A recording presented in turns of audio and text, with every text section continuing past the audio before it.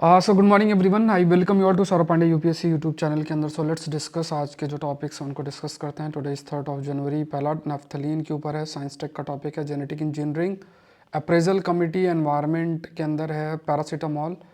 थोड़ा ब्रीफ में कुछ चीज़ डिस्कस करेंगे। ये टॉपिक हिस्ट्री से रिलेटेड है, that is Sivagiri Madham. Panama treaty IR का टॉपिक है। के शेप्ड इकोनॉमी, इकोनॉमी का टॉपिक है। होलसेल प्राइस इंडेक्स इकोनॉमी का टॉपिक है।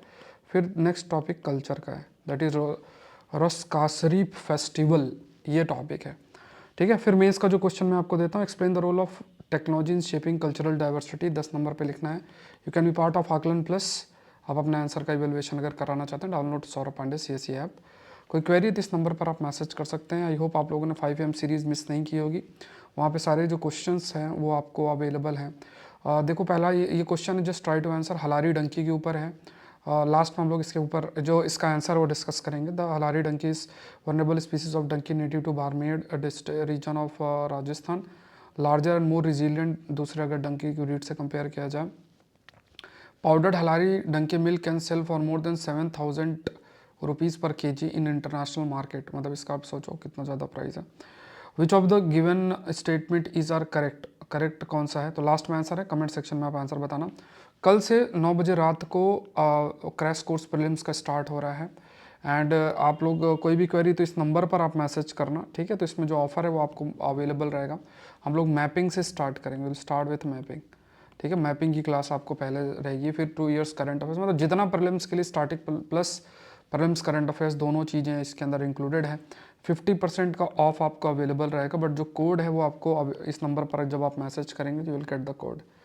चलो स्टार्ट करते हैं। Incineration of Bhopal waste will not cause harm, ठीक है। तो ये चीज़ कही गई। अब यहाँ से मैंने सोचा कि क्या टॉपिक है एक बन सकता है, तो यहाँ पे स्पेसिफिकली एक केमिकल का नाम मेंशन बार बार है इसके अंदर, वो है नेफ्थलीन। तो हो सकता है स्टेटमेंट बेस्ड प्रश्न कई बार पूछ लें, ये यूपीएससी का दिमाग रह सकता है।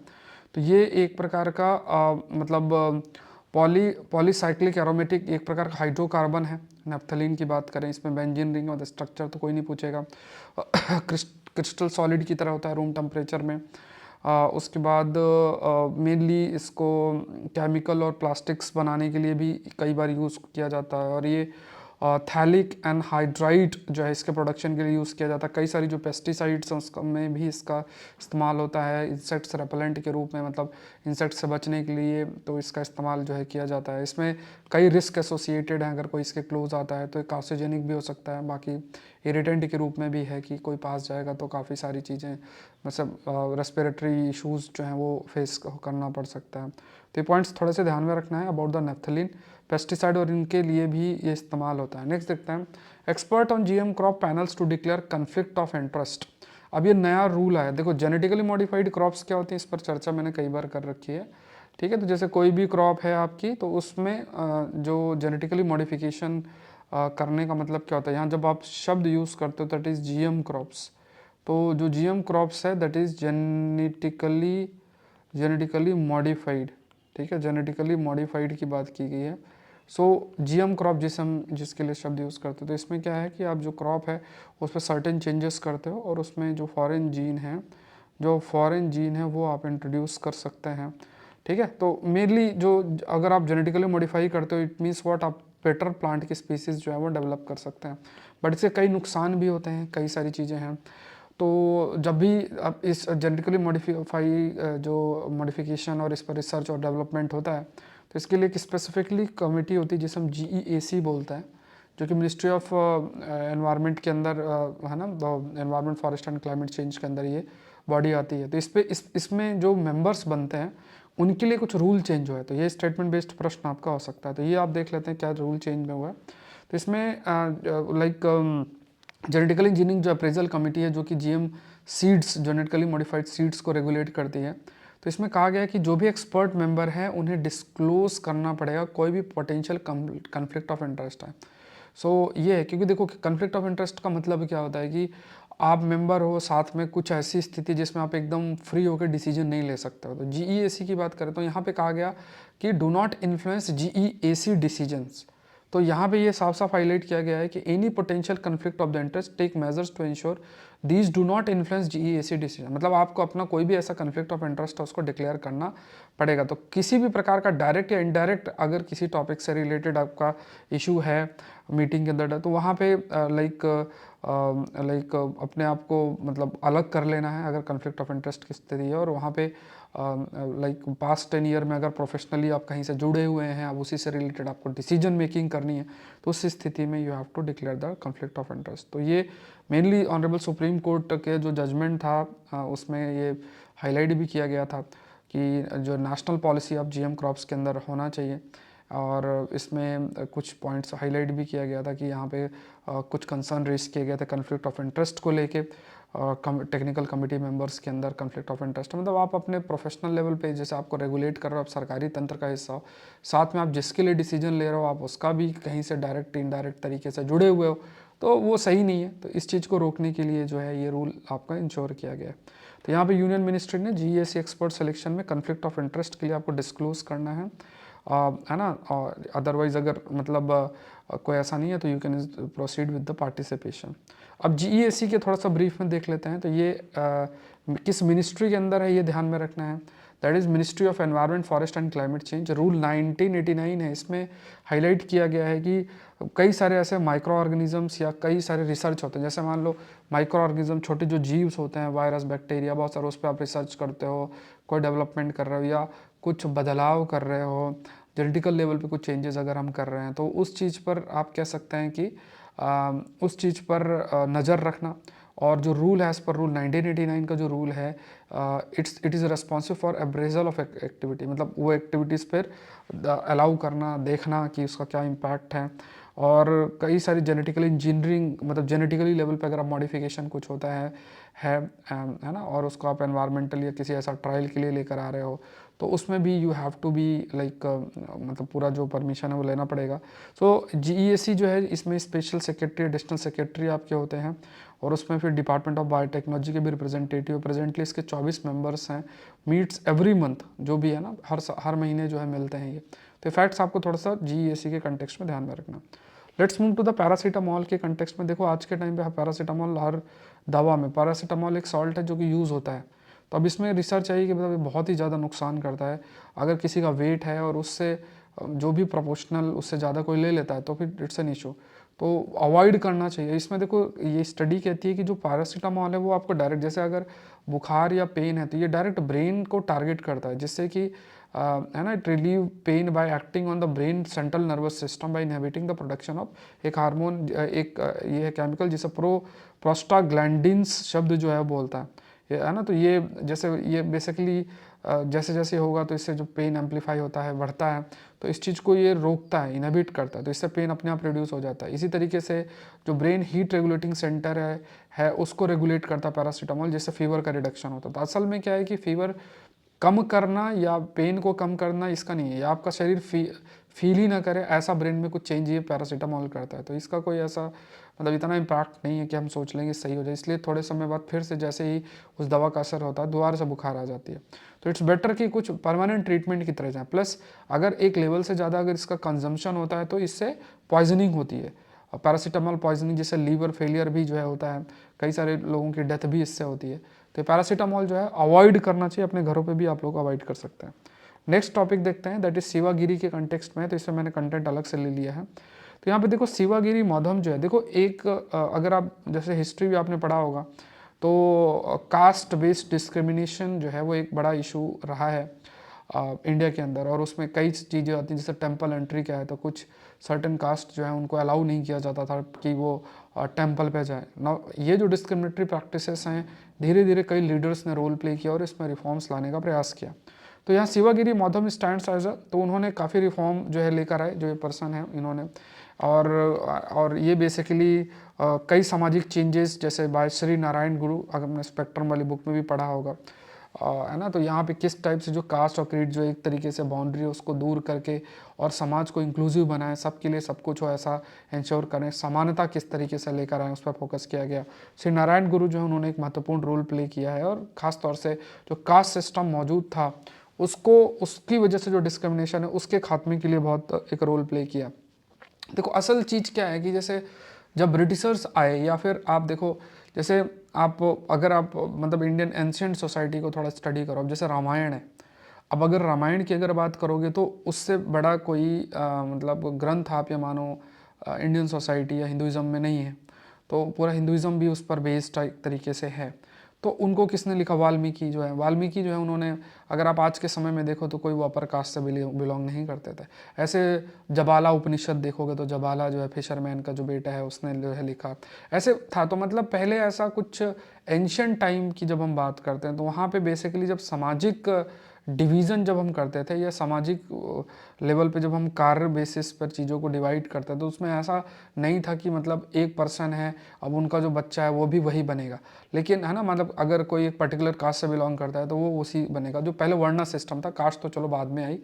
तो धीरे धीरे जैसे पहले इस्लामिक इन्वेजन हुआ, उसके बाद फिर जो है ब्रिटिशर्स आए आए, है ना। अब आपको जैसे मैं एक और चीज़ बताता हूँ, जैसे पहले के टाइम पे जैसे अगर आप कुछ टेक्स्ट पढ़ोगे तो उसमें ये रहता था कि जो भी आप अपना वेस्ट मटेरियल है, जो ह्यूमन एक्सक्रीटा है उसको कभी भी अपने घर के प्रीमाइसेस पे आप नहीं कर सकते। इसलिए पहले के टाइम पे ऐसा होता था कि लोग दूर जाते थे, खेतों में जाते थे। आज भी वो चीज़ प्रैक्टिस कई जगह होती है, बट अब स्वच्छ भारत अभियान और उसकी वजह से चीज़ें जो हैं अब नहीं होती, बट पहले मतलब इस टाइप की चीज़ें फॉलो होती। बट जब आप ब्रिटिशर्स की बात करोगे तो उन्होंने मतलब प्रयास किया, उन्होंने जो, क्योंकि उनके कल्चर के अंदर ऐसा नहीं था, तो उन्होंने जो भी वो ह्यूमन एक्सक्रीटा के लिए जो सिस्टम है वो अलग से बनाया विद इन द प्रीमाइस, और उसको क्लीन करने के लिए अलग से जो है मतलब एक पर्टिकुलर कास्ट को जो है वो किया। फिर वहाँ से ऐसी बहुत सारी ऐसी चीज़ें हैं। फिर धीरे धीरे जैसे चमड़ा का काम जो आप देखोगे तो वो भी एक पर्टिकुलर कास्ट को जो है एंश्राइन किया कि आप जो है चमड़ा के कार्य को करोगे, और उससे बहुत सारे एसोसिएटेड फिर अनटचेबिलिटी जैसी चीज़ें जो है वो एक तरीके से समाज के अंदर प्रिवेल है। तो वहाँ पे कोई रिफॉर्म जो होना चाहिए, जो एजुकेशन सिस्टम के माध्यम से जो रिफॉर्म्स होने चाहिए थे, है वो मॉडर्न एजुकेशन और है ना ये सब बदलाव होने चाहिए, तो वो नहीं हुआ है। तो उस स्थिति में कास्ट बेस्ड डिस्क्रिमिनेशन बहुत ज़्यादा जब प्रेवलेंट हुआ, तो ऐसे जो लीडर्स हैं उनका एक महत्वपूर्ण रोल आप मान सकते हो। अगर मान लो कि पहले से एजुकेशन सिस्टम के बेसिस पे ऐसे डिस्क्रिमिनेशंस को अगर रोका जाता, तो कहीं ना कहीं जो है आप कह सकते हो भारत का जो ग्रोथ डेवलपमेंट है, सामाजिक जो एक फैब्रिक है वो और स्ट्रांग बनता। तो जैसे अब इन्होंने श्री नारायण गुरु हैं, उन्होंने 1888 के अंदर शिवा का एक जो है आइडल बनाया अरुविपुरम के अंदर, और उसमें फिर सभी जो इरेस्पेक्टिव कौन किस कास्ट है सब लोग जो है उसमें आके आप कह सकते हैं कि अपना पूजा करें। फिर उसके बाद एक मैथम इस्टेब्लिशमेंट ऑफ मैथम, तो यहाँ पे स्पिरिचुअल और सोशल अपलिफ्टमेंट के लिए एक जगह बनाई। फिर उसके बाद आप एजुकेशनल एडवांस जो ऑप्रेस्ड कम्युनिटीज़ हैं उनका एजुकेशनल एडवांसमेंट कैसे किया जाए। फिर सर नारायण गुरु जो फिलॉसफी उन्होंने कहा one cast one God one religion for the Mankind. अब देखो असल में तो अगर आप पूरा आपका जो देखो ये सब ऐसी जो सोच हैं ऐसी चीज़ें जो है वो आपका माइंड और आपके एजुकेशन पे निर्भर करता है कि आपका माइंड इन चीज़ों को समझ पाए कि देखो हम इंसान हैं, वी आर ह्यूमन बीइंग। अब ह्यूमन बीइंग है तो उसमें आपका 99% डीएनए सेम है, ठीक है, 99% डीएनए सेम है। तो सब कुछ सेम होते हुए भी कास्ट और मल्टीपल गॉड्स या रिलीजन ये इंसान का क्रिएटेड है। अब उसमें बेसिस में डिस्क्रिमिनेशन और इश्यूज प्रॉब्लम्स जो हैं कि मेरा रिलीजन सही है, मेरा कास्ट बड़ा है, उसका रिलीजन बड़ा है, इस टाइप का लड़ाई जो है चलता रहता है। अब जैसे अब एक बहुत अच्छी लाइन मैंने कहीं रीड की थी कि जैसे हर इंसान के दो आंखें हैं, ठीक है, सबके दो आंखें हैं, मेरी भी दो आंखें हैं, आपकी भी दो आंखें हैं, बट इररेस्पेक्टिव सबके दो आंखें हैं, और उस दो आंखों से भले वो मतलब आप देखते हो बट एक सा नहीं देखते हो, ठीक है। मेरी जो आंखें हैं वो किसी चीज़ को एक तरीके से देखेंगे, दूसरे की आंखें वो दूसरे तरीके से देखेंगे, और डिफरेंट व्यूज़ जो हैं ये आंखें आपको दिखाती हैं, तो डिफरेंट चीज़ें जो हैं आप उसको परसीव करते हो। तो वही बेसिस है कि आप वो सही मतलब वो जब तक आपकी आंखें उस प्रकार की चीज़ें ना देखें जिसमें एक रुकता हो, डिस्क्रिमिनेशन जैसी चीज़ें ना हो, तो वो डिपेंड करता है कि किस प्रकार से हमारा सामाजिक जो ताना बाना है, उसके अलावा जो एजुकेशन सिस्टम है, फैमिली में वैल्यूज़ किस टाइप से हैं, स्कूल सिस्टम किस टाइप से है, तो उस पर चीज़ें बहुत अधिक निर्भर आपकी करती हैं, ठीक है। तो यहाँ पे हम हर एक पर्सन इम्पॉर्टेंट है, सबका अपना रोल इम्पॉर्टेंट है। टीचर इम्पॉर्टेंट है तो अगर कोई दूसरा कार्य कर रहा है तो वो भी इम्पॉर्टेंट है, कोई वॉरियर है तो वो भी इम्पॉर्टेंट है, हर एक रोल इम्पॉर्टेंट। अब पॉइंट ये है कि हम सबको रिकॉग्नाइज करें, दैट इज़ इम्पॉर्टेंट, ठीक है। सो एजुकेशनल रिफॉर्म, सोशल जस्टिस की तरफ जो है उन्होंने बात किया। फिर ये जो ये माथम शिवगिरी माथम की बात अगर किया जाए, पिलग्रिम साइट भी है, इंटरफेथ डायलॉग्स भी होते हैं, अलग अलग रिलीजियस लोग और आगे बातचीत भी करते हैं। और रिलीजियस कॉन्फ्रेंस में बात किया जाए तो उसमें भी एक महत्वपूर्ण रोल रहता है कास्ट डिस्क्रिमिनेशन को भी उसमें मना किया जाता है। फिर उसके बाद कई कंट्रोवर्सीज भी इससे रिलेटेड हैं कि लाइक है ना, discussion about the inclusivity of the मॉथम initiative, caste discrimination in contemporary societies पर भी कई इश्यूज चल रहे हैं। तो ये है, लेकिन यहाँ पे इक्वालिटी और यूनिटी जो भी आप कह सकते हो, जो भी व्यू पॉइंट अगर इक्वालिटी और यूनिटी समाज के अंदर लेकर आए तो यहाँ पे कह सकते हैं कि कहीं ना कहीं उस चीज़ को प्रमोट करना, रेस्पेक्ट करना बहुत मैटर जो है वो करता है। नेक्स्ट देखते हैं, why has Trump called the Panama treaty foolish. तो यहाँ पे क्यों कहा वो हमें मतलब नहीं है। पनामा ट्रीटी मैं आपको बता देता हूँ। तो यहाँ पे आप देखोगे कि ये जो पनामा कैनाल है साउथ अमेरिका है और यूनाइटेड स्टेट्स है, इधर ये पनामा कैनाल है, बहुत इंपॉर्टेंट आज के टाइम पे है। ठीक है, ये है, यहाँ पे कई लेक्स भी हैं, लेक्स का नाम याद कर लेना आप, गैटून लेक, एला जुएला लेक, गैटून लेक। ठीक है, और 4 से 4 जनवरी से मैं आपके लिए प्रीलिम्स का क्रैश कोर्स जो है शुरू कर रहा हूँ। और वो पहली जो क्लासेस अपलोड हो, जो क्रैश कोर्स जिससे पूरा स्टैटिक करंट अफेयर सब कुछ है, तो पहली क्लास जो कल रात को 9 बजे आएगी वो मैपिंग पर ही होगी। तो मैपिंग के बेसिक पहले हम लोग इंडिया वर्ल्ड का कवर करेंगे। तो बहुत अल्टीमेट, मोर देन लगभग 120 से 30 लेक्चर्स होंगे, उसको करके चले जाओगे ना तो आप मान कर चलो कि बहुत अल्टीमेट आपका प्रिपरेशन होगा।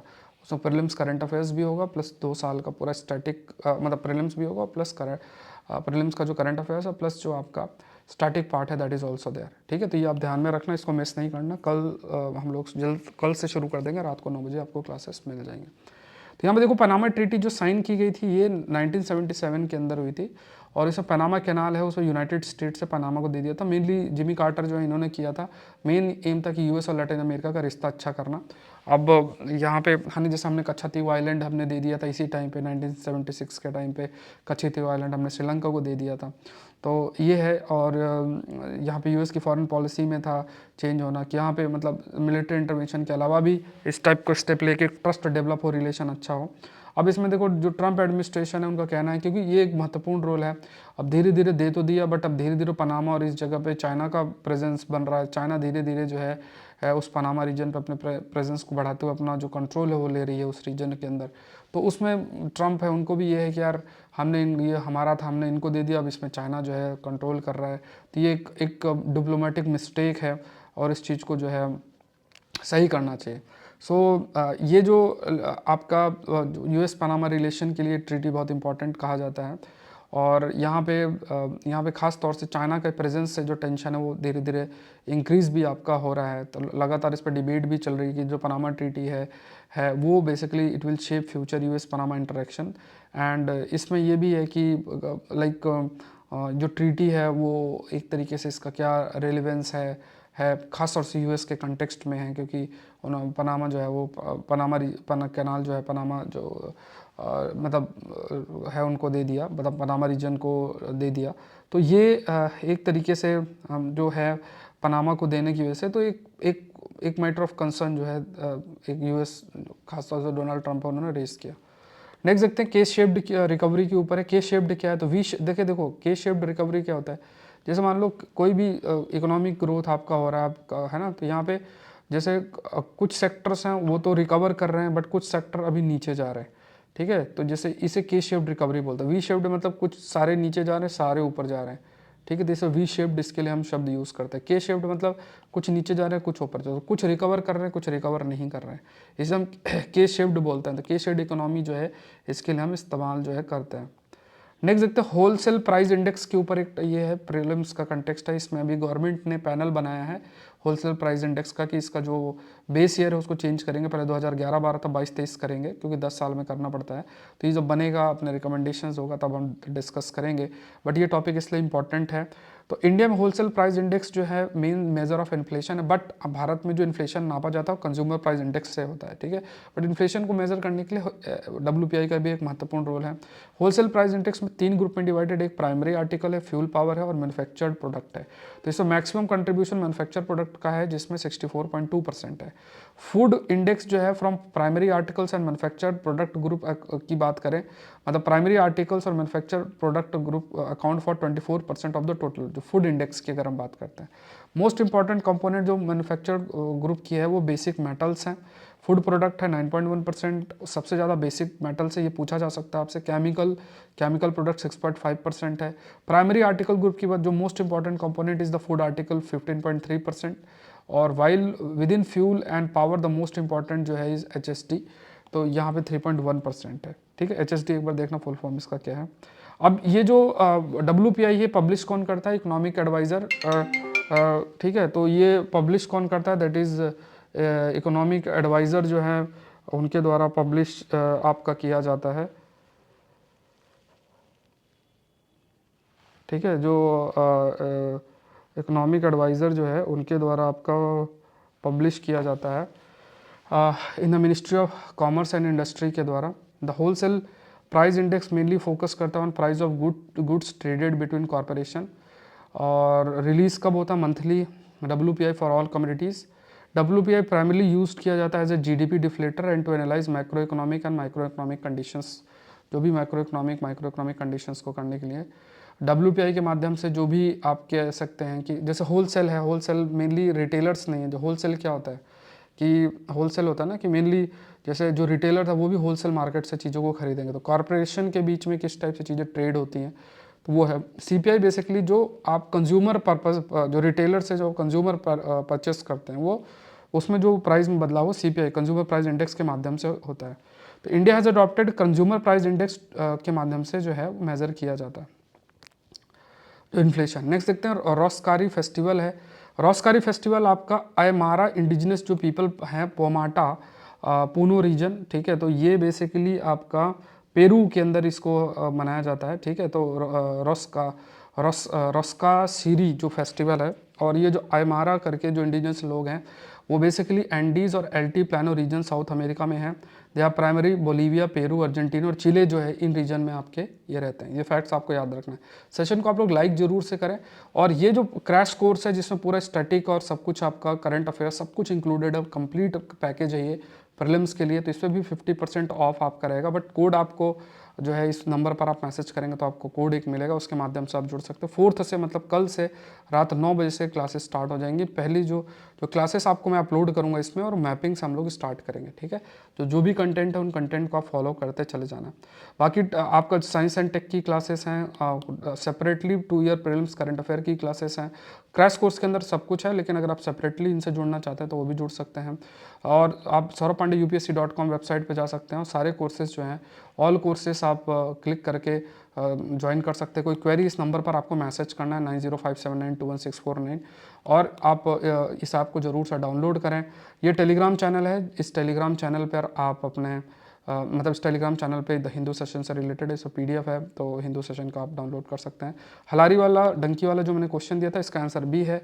जो हलारी डंकी है बेसिकली, ये मैंने क्वेश्चन स्टार्टिंग में रीड किया था, तो ये एंडेंजर्ड और ये mainly Saurashtra region of Gujarat में है, तो पहला स्टेटमेंट गलत है, बाकी दोनों स्टेटमेंट आपके सही हैं। तो 5 AM सीरीज़ आप मिस मत करना, और जो टेस्ट सीरीज़ है जो मैं आपको दे रहा हूँ उसमें मैं आपको स्टडी मटेरियल दे रहा हूँ, और ऐसे बहुत सारे टॉपिक्स उसमें स्टडी मटेरियल भी मैं आपको प्रोवाइड कर रहा हूँ, जिसमें MCQs प्लस डिटेल्ड एक्सप्लेनेशन आपके लिए होगा। तो ये सारी चीज़ें हैं। मेंस का क्वेश्चन देख लेते हैं, explain the role of technology in shaping cultural diversity. ये सारी चीज़ें मिलता है नेक्स्ट सेशन में। आई होप ये सेशन आपके लिए हेल्पफुल रहा होगा। Thank you everyone, thank you.